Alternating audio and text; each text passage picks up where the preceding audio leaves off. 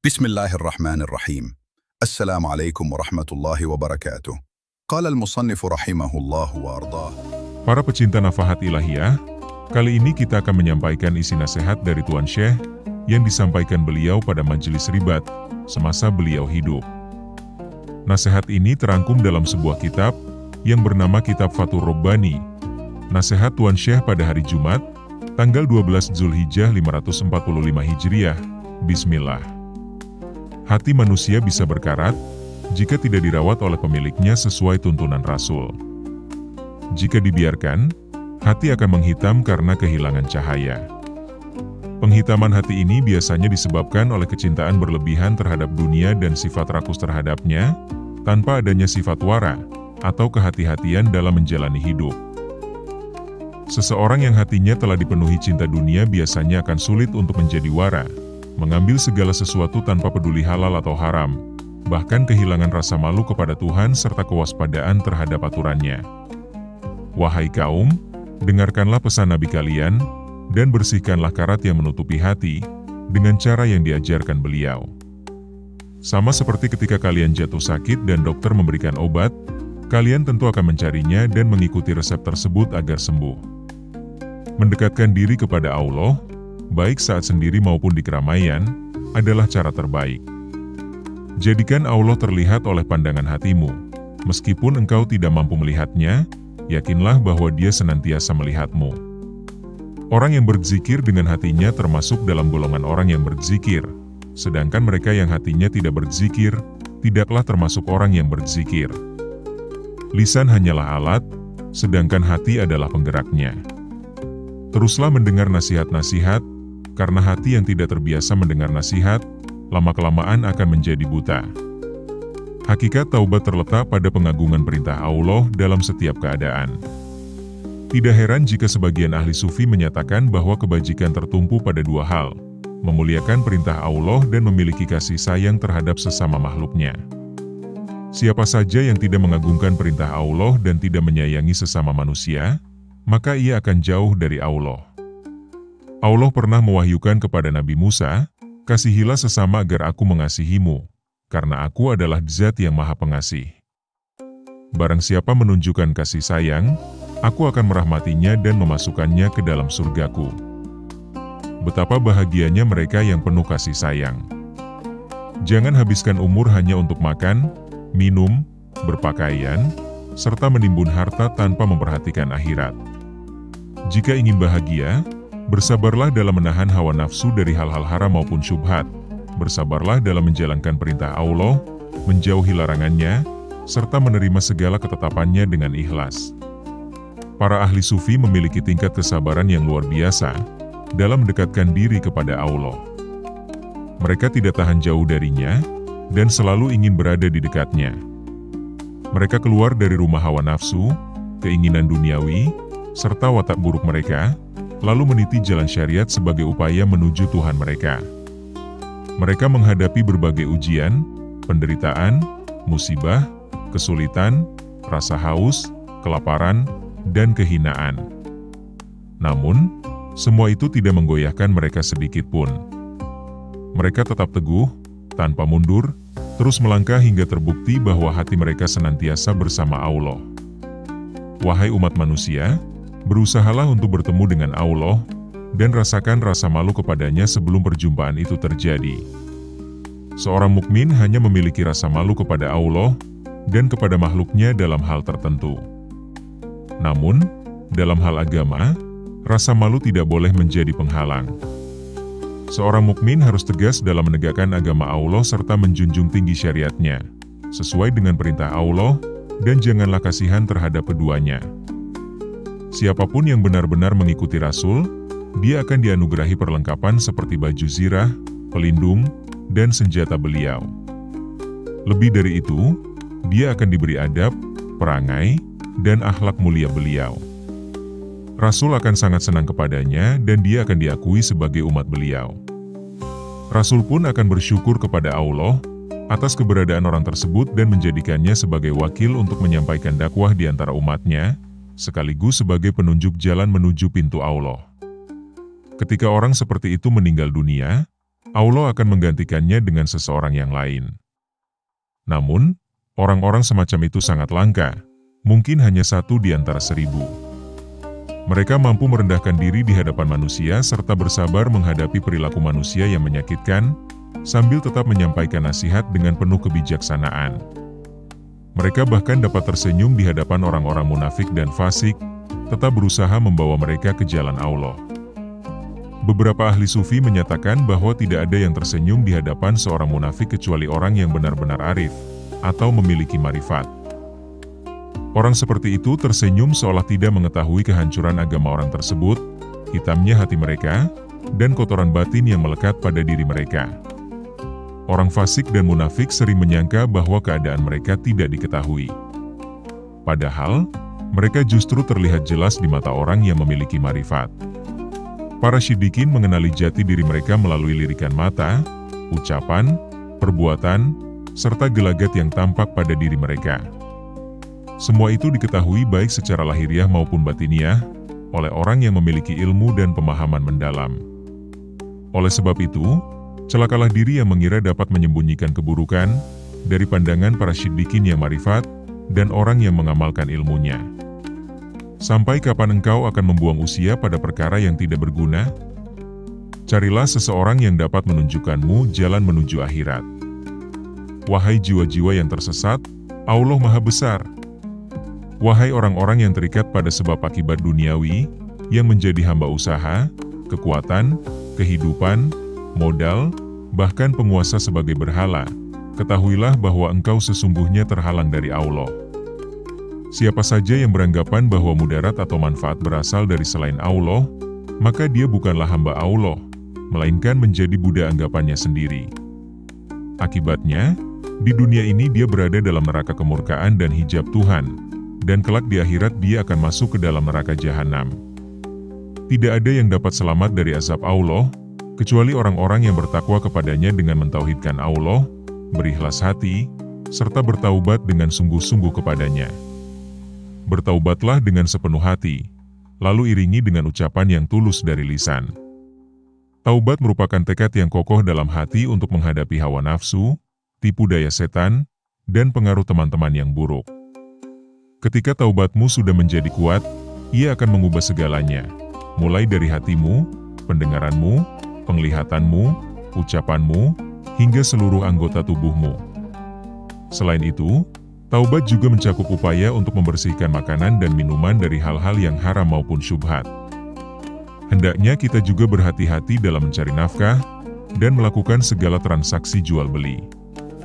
Jadikan tujuan tertinggi dalam hidupmu hanya berorientasi kepada Allah. Tinggalkan kebiasaan-kebiasaan buruk masa lalu gantilah dengan ibadah. Tinggalkan maksiat dan beralihlah pada ketaatan, sehingga dirimu benar-benar mampu mengamalkan syariat secara utuh. Sebab setiap hakikat yang tidak sesuai dengan syariat adalah bentuk penyimpangan, atau zindik.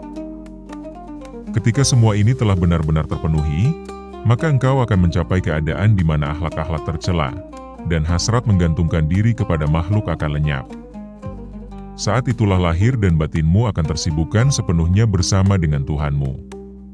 Ketika keadaan seperti ini telah sempurna, maka dunia beserta gemerlap dan segala kemegahannya tak lagi memiliki daya untuk membahayakan, atau memalingkan langkahmu dari pintu ilahi.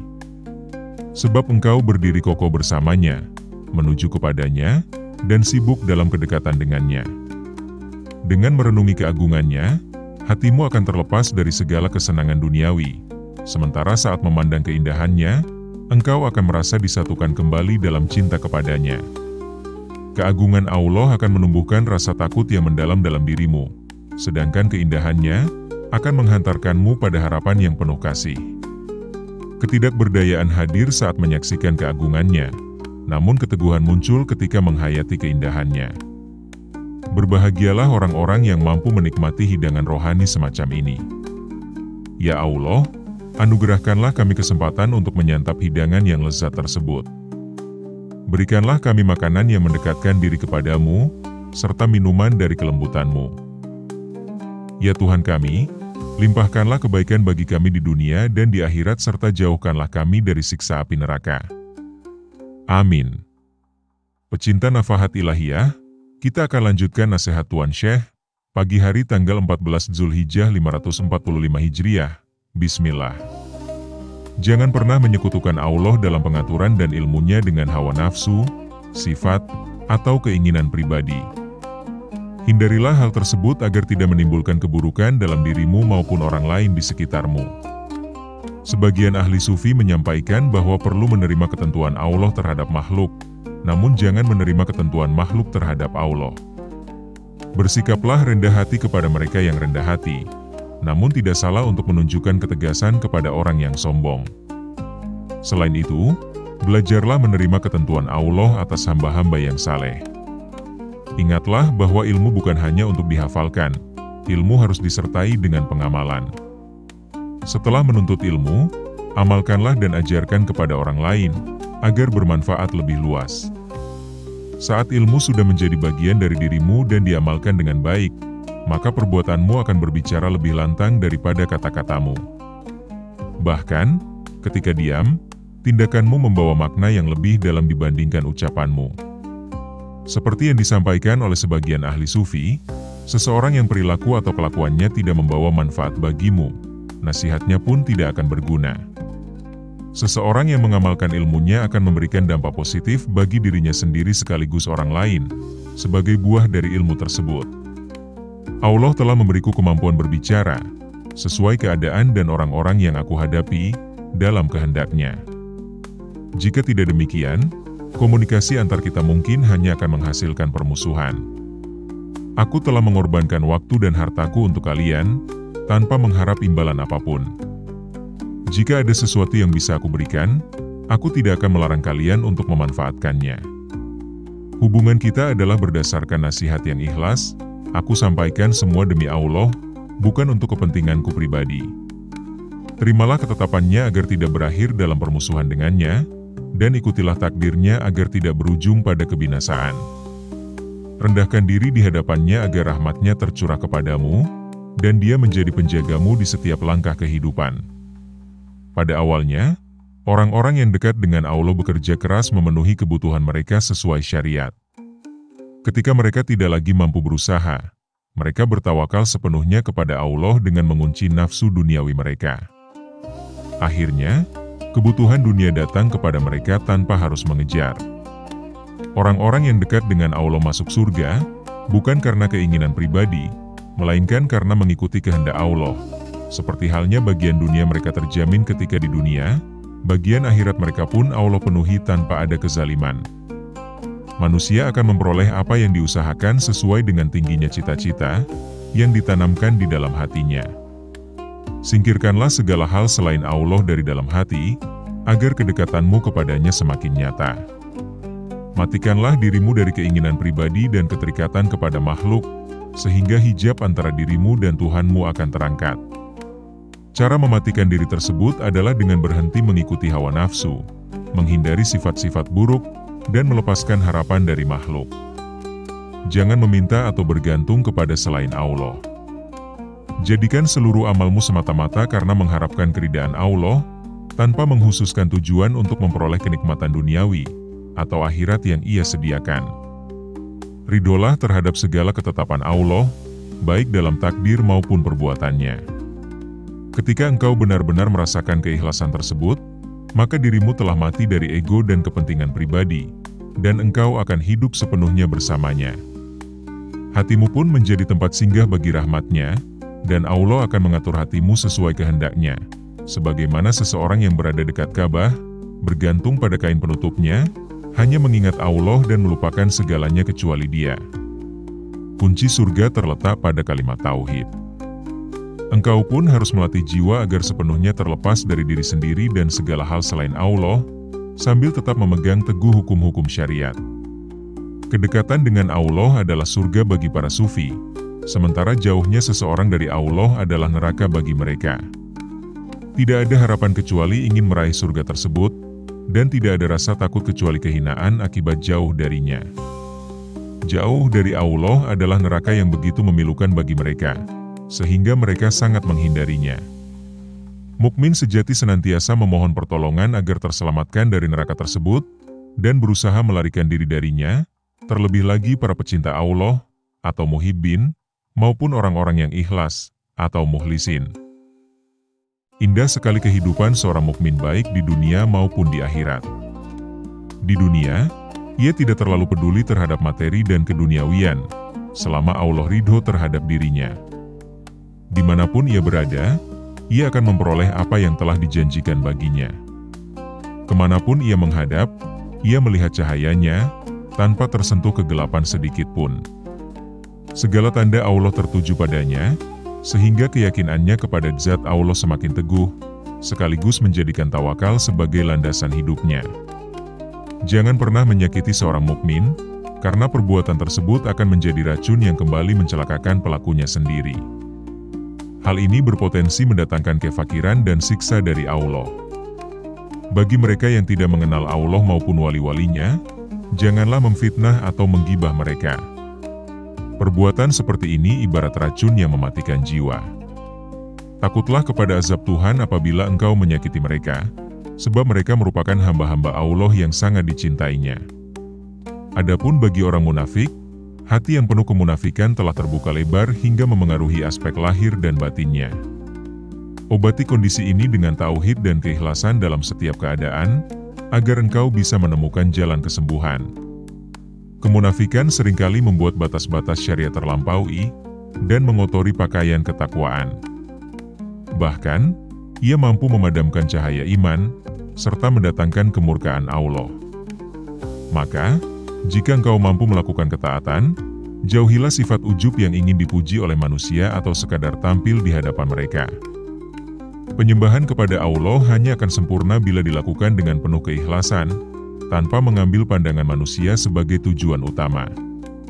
Seperti sabda Nabi Muhammad SAW, uzlah, atau mengasingkan diri, adalah ibadah yang sesungguhnya, perilaku orang-orang syalih sebelum kalian.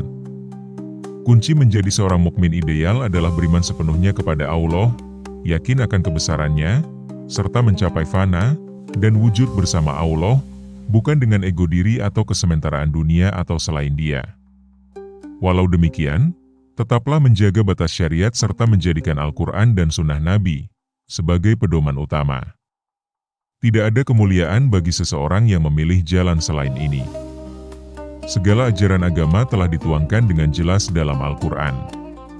Oleh karena itu, gantungkan dirimu sepenuhnya kepada Allah, karena Dialah satu-satunya zat yang mencukupkan segala kebutuhan, baik di dunia maupun di akhirat. Dialah sang pemelihara hidup dan matimu. Dialah yang senantiasa mengawasi setiap langkahmu sepanjang hayatmu dalam setiap keadaan. Hendaknya engkau berpegang teguh pada Al-Quran, mengabdikan diri kepadanya, maka Dia akan memuliakanmu. Al-Quran akan menyentuh hatimu, dan menempatkanmu di hadapannya. Dengan mengamalkan hal itu, akan tumbuh sayap di dalam hatimu, yang membantumu terbang menuju Tuhan. Wahai mereka yang mengenakan pakaian sufi, biarlah pakaian itu menyelimuti nuranimu terlebih dahulu, kemudian hatimu, lalu nafsumu, dan akhirnya tubuhmu. Awal perjalanan zuhud adalah melalui batin, bukan dari lahiriah menuju batiniah. Jika nurani telah murni, maka hati akan turut bersih, diikuti oleh nafsu, hingga anggota badan yang turut mencerminkan ketulusan hati.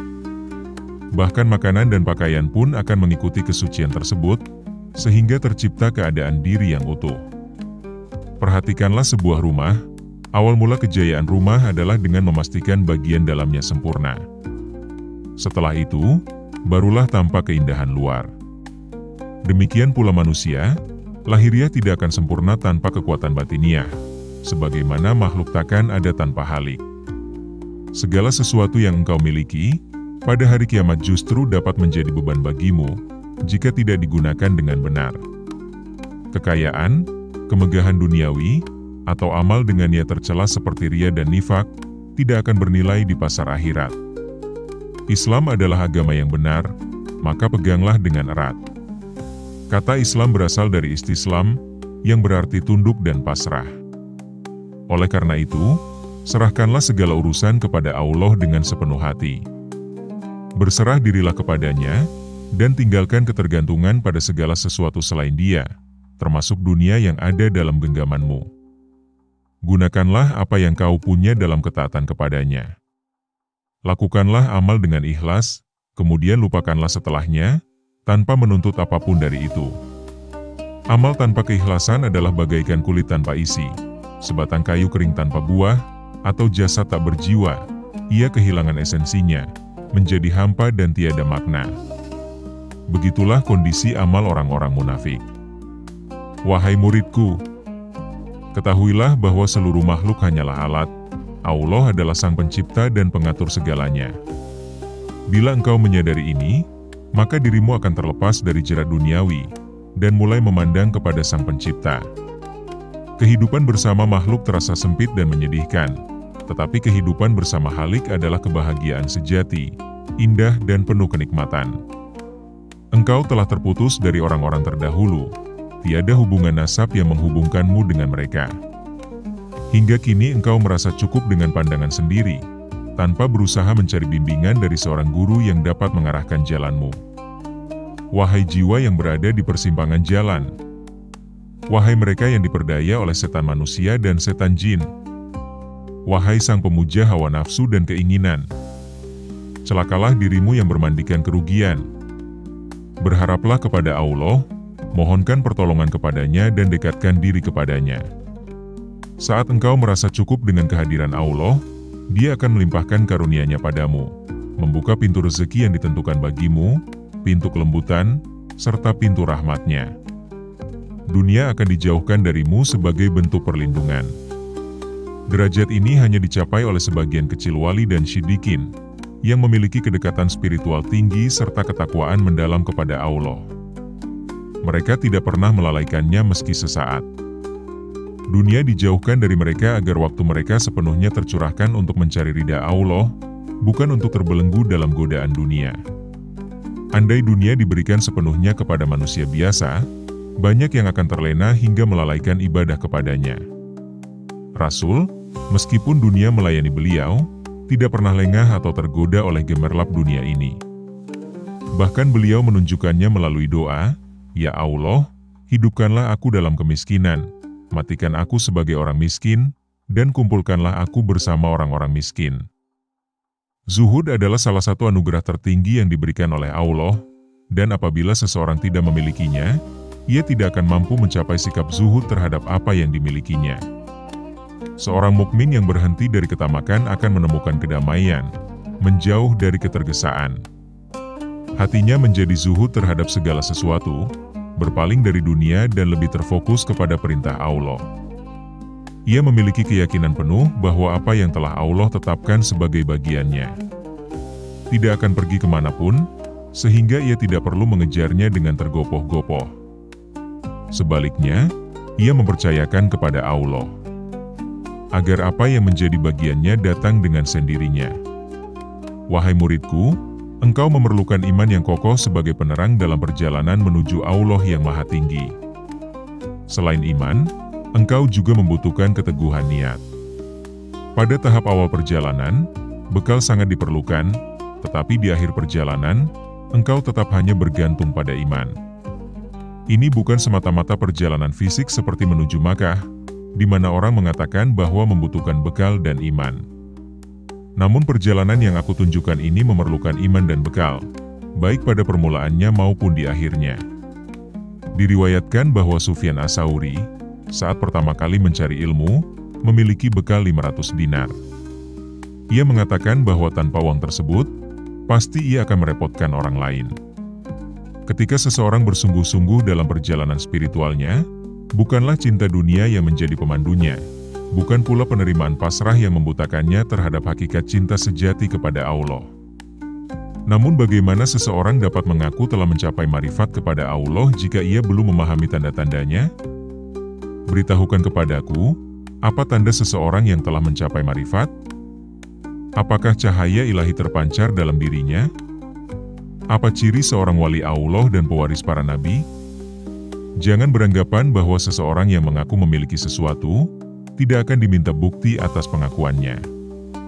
Sifat orang yang marifat kepada Allah adalah kesabarannya dalam menghadapi segala bencana, kerelaannya terhadap semua ketetapan Allah dalam setiap keadaan, baik untuk dirinya sendiri, keluarganya, maupun seluruh makhluk.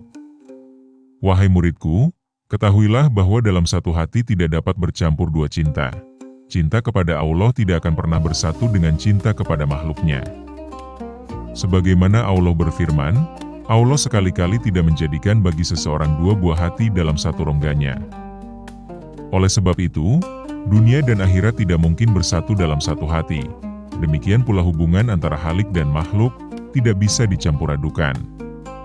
Tinggalkanlah segala hal yang bersifat sementara atau fana, agar engkau dapat mencapai zat yang kekal.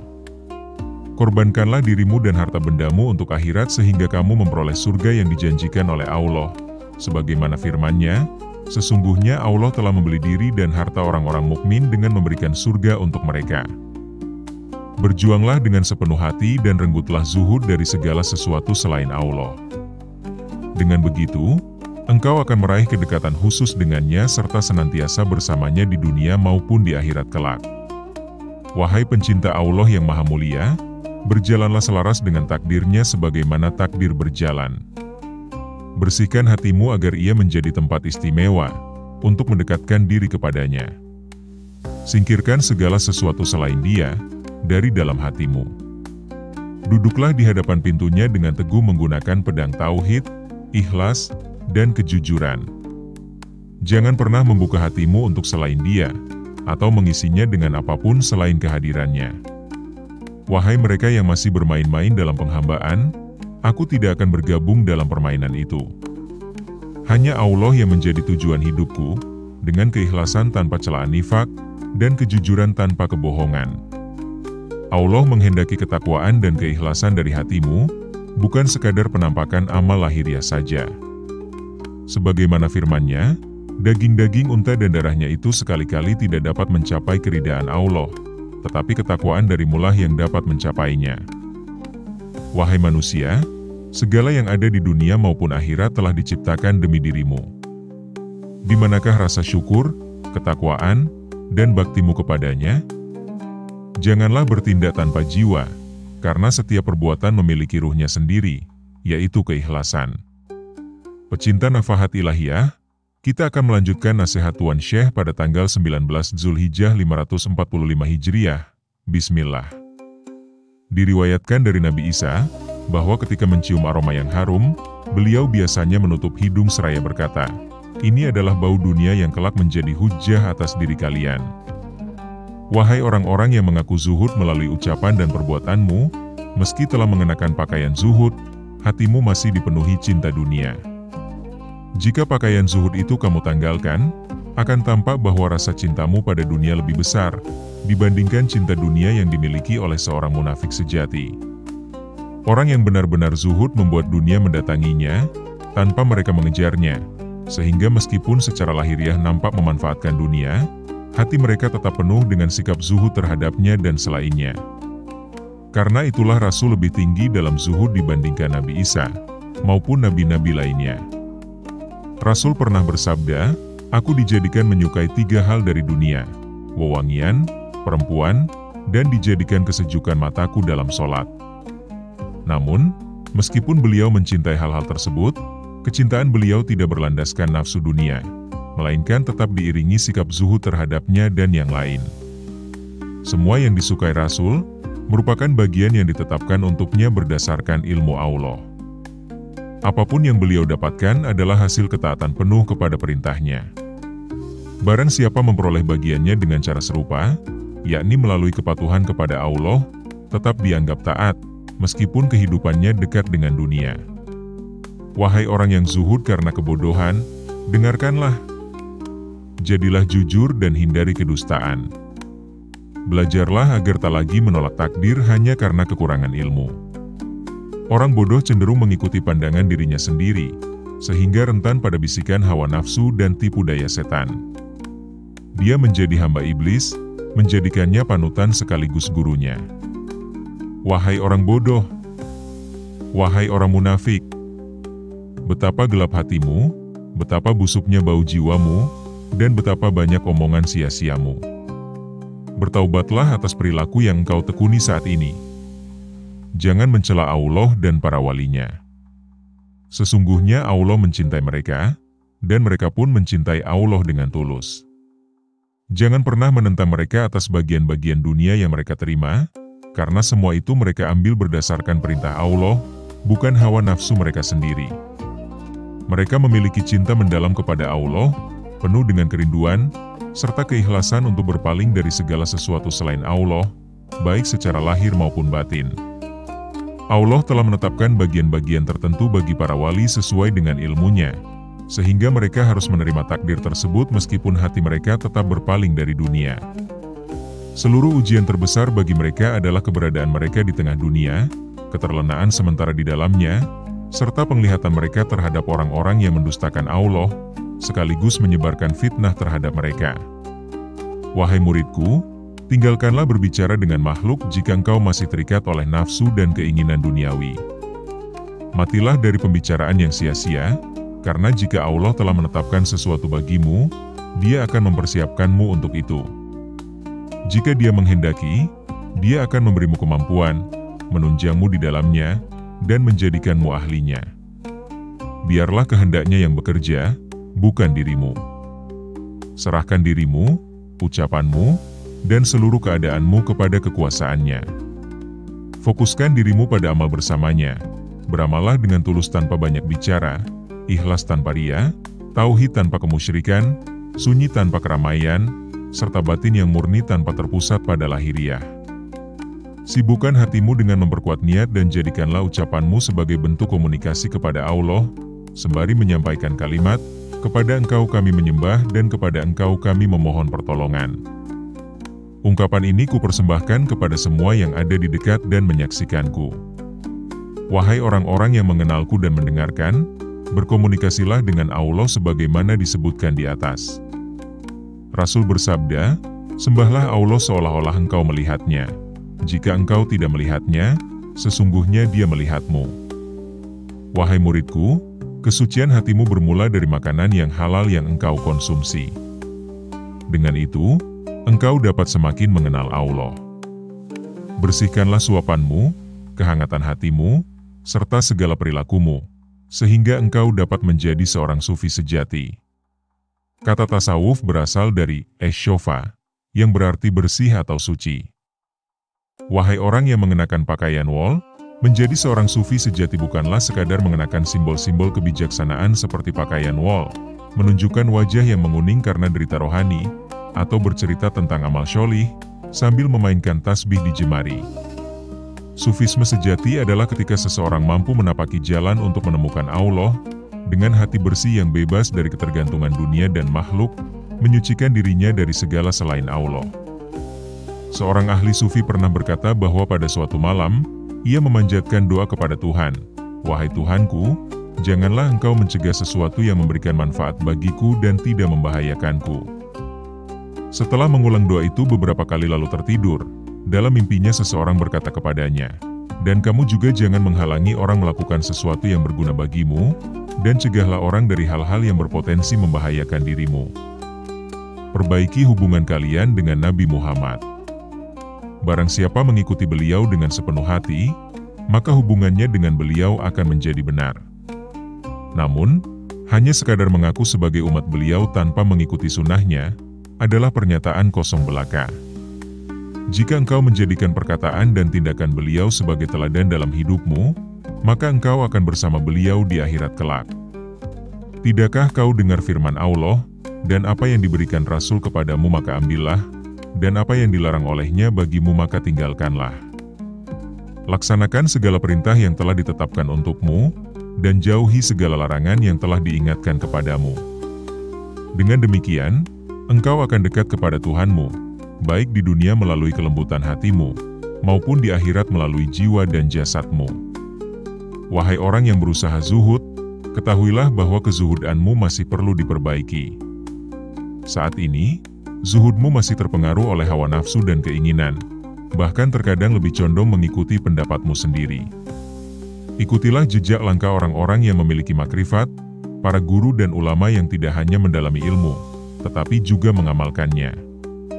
Mereka menghadapi manusia dengan nasihat yang tulus tanpa rasa tamak, serta selalu memusatkan hati mereka kepada Allah, berpaling dari segala sesuatu selain Dia. Wahai muridku, kembalilah kepada Tuhan dengan hatimu yang penuh ketulusan. Jangan hanya senang menceritakan sosok orang-orang saleh, atau berangan-angan ingin menjadi seperti mereka. Engkau bagaikan seseorang yang ingin menggenggam air. Saat tanganmu terbuka, air itu tak lagi tersisa. Celaka bagimu jika terlalu terperangkap dalam lamunan. Rasul bersabda bahwa lamunan adalah lembah ketololan. Hindarilah kebiasaan itu agar tidak terjerumus dalam kebodohan. Engkau seringkali melakukan amal perbuatan orang-orang yang lalai, namun berharap mendapat kedudukan seperti orang-orang soleh. Ingatlah bahwa siapapun yang memiliki harapan lebih besar daripada rasa takutnya, dia berisiko menjadi zindik. Sebaliknya, jika rasa takutnya lebih besar daripada harapannya, dia bisa jatuh dalam keputusasaan. Yang terbaik adalah menyeimbangkan keduanya. Sebagaimana sabda Rasul, apabila ditimbang antara rasa takut dan harap seorang mukmin, pastilah keduanya akan seimbang. Para ahli sufi meriwayatkan sebuah mimpi tentang Sufyan Ats-Tsauri setelah wafatnya. Dalam mimpi itu, seorang sufi bertanya kepadanya, "Apa yang dilakukan Allah terhadapmu?" Sufyan menjawab, "Aku meletakkan satu kakiku di syirat, atau jembatan, dan kakiku yang satunya sudah berada di surga." Salam sejahtera baginya. Dia adalah sosok yang mendalam dalam keilmuan fikih dan wara, mengamalkan ilmunya dengan hati-hati, serta menjaga keikhlasan dalam setiap amal. Allah dan Rasul-Nya meridainya, karena ia mengikuti jalan Islam dengan penuh ketaatan. Namun bagi mereka yang tidak mengikuti Rasul atau tidak menjadikan Al-Quran sebagai pedoman utama, ketahuilah bahwa mereka akan tersesat sekaligus menyesatkan orang lain. Keduanya, Kitab Al-Quran dan Sunnah Rasul, merupakan petunjuk. Al-Quran membawa umat menuju Allah, sedangkan Sunnah membawa kepada Rasul-Nya. Ya Allah, jauhkanlah kami dari hawa nafsu yang menyesatkan. Berikanlah kami kebaikan di dunia dan akhirat, serta peliharalah kami dari siksa api neraka. Pecinta Nafahat Ilahiyah, kita akan lanjutkan nasihat Tuan Syekh pada tanggal 20 Zulhijjah 545 Hijriah. Bismillah. Rasul pernah bersabda bahwa salah satu kekayaan aras adalah kemampuan untuk menyembunyikan cobaan dan musibah. Wahai orang yang sering mengadukan masalahmu kepada sesama makhluk, renungkanlah, apa manfaat keluhanmu itu? Mereka tidak mampu mendatangkan kebaikan ataupun menimpakan keburukan kepadamu. Ketika engkau melibatkan makhluk dan menduakan Allah di hadapan pintunya, maka mereka justru akan menjauhkanmu dari rahmat-Nya dan melemparkanmu ke dalam kemurkaannya. Mereka akan menghalangimu untuk mendekat kepadanya. Engkau mengklaim sebagai orang yang berilmu, tetapi perbuatanmu menunjukkan kebodohan. Sebagian dari kebodohanmu adalah waktu yang tersita oleh urusan dunia, hingga melupakan Sang Pencipta. Ketahuilah, mencari solusi atas bencana dengan bergantung kepada makhluk, bukanlah jalan yang bijak. Celakalah engkau jika gagal mendidik nafsumu. Lihatlah, bahkan seekor anjing buas dapat dilatih untuk menjaga buruan dan melepaskan naluri liarnya, begitu pula burung dapat diajari untuk tidak melahap buruannya. Nafsu manusia lebih layak untuk menerima pendidikan daripada binatang. Ajari dan beri pemahaman kepada nafsumu, agar tidak menghancurkan pilar-pilar agamamu, merusakmu, atau mengkhianati amanah Allah yang telah dipercayakan kepadamu. Ingatlah, nyawa dan kehormatan seorang mukmin dijaga oleh agama. Janganlah bergandengan dengan hawa nafsu sebelum engkau meluruskannya. Setelah nafsu terdidik dan menjadi jinak, temani dia, jangan tinggalkan meski dalam situasi apapun. Ketika nafsu telah dijinakkan, ia akan menjadi lembut, memahami hakikat kehidupan, dan menerima takdir Allah tanpa penolakan. Jangan mencoba memisahkan unsur-unsur yang saling melengkapi. Seperti halnya roti berasal dari tepung gandum, begitu pula nafsu harus diarahkan untuk menjadi bagian dari jalan kebenaran. Jangan terlalu mendewakan makanan. Gunakan makan sebagai sarana menambah energi untuk beribadah, taat kepada Allah, dan berbuat kebajikan kepada sesama.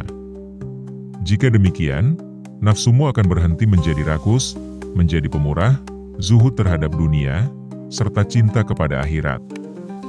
Saat ia mencintai akhirat, ia akan beralih mencari Allah bersama dirimu. Nafsu yang terarah akan berjalan seiring denganmu menuju pintunya. Ketika itu, orang-orang akan melihatmu dengan takjub dan berkata, inilah orang yang sebenar-benarnya zuhud. Orang yang sakit namun berakal, tidak akan sembarangan makan, ia akan mematuhi anjuran dokter dengan penuh kesopanan tanpa membangkang, baik saat dokter ada di sisinya maupun tidak. Demikian pula dirimu yang tergesa-gesa dan kehilangan arah, apa yang telah diciptakan untukmu oleh Allah, tidak akan direbut oleh orang lain. Maka mengapa perlu dirundung oleh ketakutan yang tidak beralasan? Kebodohan ini menunjukkan kurangnya keteguhan hatimu, lemahnya imanmu, dan ketidakpercayaan pada janji Allah. Sebagai seorang murid spiritual, jika engkau berada di sisi seseorang yang mulia, tunjukkan kesantunan tanpa meminta balasan atau hadiah. Dengan menjaga adabmu, pemberian itu akan datang secara alami tanpa perlu diminta. Ketulusan sikapmu akan membuat orang mulia itu mengistimewakan dirimu dibanding yang lain. Begitu pula Allah, ia tidak menerima pendampingan dengan sikap keras kepala atau pembangkangan. Sebaliknya, mendekatlah kepadanya dengan kebaikan hati, keselarasan lahir dan batin, serta rasa penuh kerelaan. Barang siapa yang menerima dan ridho akan takdirnya, maka ia akan senantiasa dekat dengan Allah. Orang yang mengenal Allah dengan mendalam serta memahaminya, akan selalu berpihak kepadanya, bukan kepada hal-hal selain Dia. Ia akan menjalani kehidupannya bersama Allah, tanpa terikat pada sesuatu lainnya di dunia ini. Wahai muridku, ketika engkau berbicara, pastikan niatmu murni dan baik. Demikian pula saat engkau memilih untuk diam, niatkanlah dengan tujuan yang benar. Setiap amal yang dilakukan tanpa niat yang lurus, tidak akan memiliki nilai apapun. Bahkan, perbuatan seperti itu justru dapat menjerumuskanmu dalam dosa, jika niat tidak diluruskan terlebih dahulu. Diam dan bicaramu tak lagi memiliki makna sunnah, apabila niatmu tidak benar. Saat keadaan hidup berubah dan rezeki terasa sulit, engkau mungkin tergoda untuk mengubah prinsip hanya demi mendapatkan kebutuhan duniawi semata.